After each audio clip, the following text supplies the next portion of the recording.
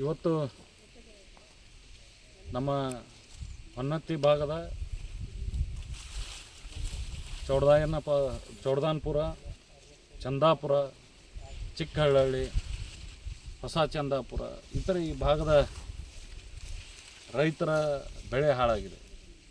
ಇವತ್ತು ನಾವೆಲ್ಲ ರೈತರು ನಾವು ಎಲ್ಲರೂ ಸೇರಿ ಈ ಕ್ಷೇತ್ರಕ್ಕೆ ಅಡ್ಡಾಡಿ ಏನು ತೊಂದರೆ ಆಗಿದೆ ಅನ್ನೋದನ್ನು ನೋಡೋವಂಥ ಪರಿಸ್ಥಿತಿ ನಾವು ಬಂದಿದ್ದೀವಿ. ನಾವೆಲ್ಲ ತಾಲೂಕಿನಲ್ಲಿ ಸರ್ಕಾರ ತನ್ನ ಕ್ಯಾಬಿನೆಟ್ ಎಕ್ಸ್ಪ್ಯಾನ್ಷನ್ನು, ತನ್ನ ಮಂತ್ರಿಮಂಡಲ ಈ ಥರ ತಂದೆ ಆದಂಥ ಕೆಲಸದಲ್ಲಿ ತಾನು ಬ್ಯುಸಿ ಇದೆ.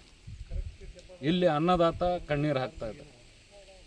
ನಾನು ತಮ್ಮ ಮುಖಾಂತರ ಸರ್ಕಾರಕ್ಕೆ ಆಗ್ರಹ ಮಾಡ್ತೇನೆ, ತಹಸೀಲ್ದಾರ್ಗೆ ಆಗ್ರಹ ಮಾಡ್ತೇನೆ, ಕೃಷಿ ಇಲಾಖೆ ಅಧಿಕಾರಿಗಳಿಗೆ ಆಗ್ರಹ ಮಾಡ್ತೇನೆ.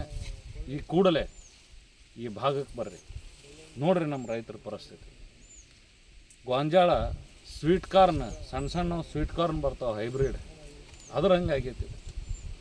ಈ ಪರಿಸ್ಥಿತಿಯನ್ನು ನೋಡಿದರೆ ಕಣ್ಣೀರಲ್ಲ, ಕಣ್ಣಾಗ ರಕ್ತ ಬರೋ ಅಂಥ ಪರಿಸ್ಥಿತಿ ಆಗಿದೆ. ರೈತ ಸಾಲ ಮಾಡ್ಕೊಂಡಾನ. ಈ ಭಾಗದ ರೈತಂದು ಎಷ್ಟು ಕೆಟ್ಟ ಪರಿಸ್ಥಿತಿ ಐತಿ ಅಂದ್ರೆ, ಇಲ್ಲೇ 1 ಕಿಲೋಮೀಟ್ರ್ ದೂರದಾಗ ನೀರು ಬರ್ತೈತೆ, ಅಪ್ಪರ್ ತುಂಗಾ ನೀರು. ಅವ್ರ ಪೀಕ್ ಚೆನ್ನಾಗದವು, ನಮ್ಮ ರೈತರು ಯಾರಿಗೂ ಪೀಕ್ ಚೆನ್ನಾಗಿಲ್ಲ. ನಾನು ನಿಮ್ಮ ಮುಖಾಂತರ ಆಗ್ರಹ ಮಾಡ್ತೇನೆ, ಸರ್ಕಾರ ರಾಣೆಬೆನ್ನೂರು ತಾಲೂಕನ್ನು ಬರಪೀಡಿತ ತಾಲೂಕು ಅಂತ ಘೋಷಣೆ ಮಾಡಬೇಕು.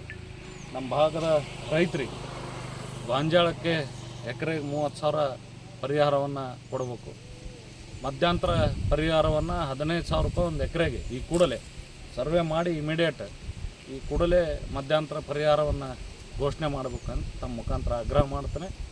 ನಾನು ವಿನಂತಿಯನ್ನು ಮಾಡ್ತೇನೆ. ಅವ್ರ ಜವಾಬ್ದಾರಿ ಇದು, ತಹಸೀಲ್ದಾರ್ದು, ಕೃಷಿ ಇಲಾಖೆ ಅಧಿಕಾರಿಗಳದು, ಈ ಭಾಗದ ರೆವಿನ್ಯೂ ಇನ್ಸ್ಪೆಕ್ಟರ್ದು, ಅವ್ರದ್ದೆಲ್ಲ ಜವಾಬ್ದಾರಿ ಇದೆ.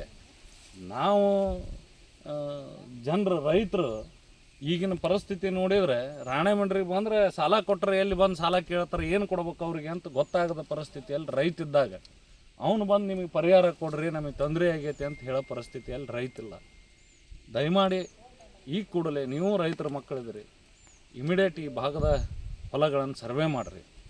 ಎಷ್ಟು ಹೊಲ ಈ ಥರ ಹಾಳಾಗಿದೆ ಅನ್ನೋದನ್ನು ಐಡೆಂಟಿಫೈ ಮಾಡಿ ಪರ್ಮನೆಂಟ್ ಸೊಲ್ಯೂಷನ್ ನಮ್ಮ ಈ ಭಾಗದ ರೈತರಿಗೆ ಖಾಯಂ ಸೊಲ್ಯೂಷನ್ ಸಿಗೋ ರೀತಿಯಲ್ಲಿ ಸರ್ಕಾರ ನಿರ್ಧಾರಗಳನ್ನು ಕೈ ತಗೋಬೇಕು. ಅಟ್ಲೀಸ್ಟ್ UTP ಕಲೆಯವರ ಈ ಕಡೆಗೆ ಹಾಸಿ ಹೋಗಿ ಮತ್ತು ಅದನ್ನು ಟೇಲ್ ಮುಡ್ಸೋ ಲೆಕ್ಕದಲ್ಲಿ ಯೋಜನೆಯನ್ನು ರೂಪಿಸ್ಬೇಕು ಅಂಥೇಳಿ ನಾನು ವಿನಂತಿಯನ್ನು ಮಾಡ್ತೀನಿ. ಧನ್ಯವಾದಗಳು.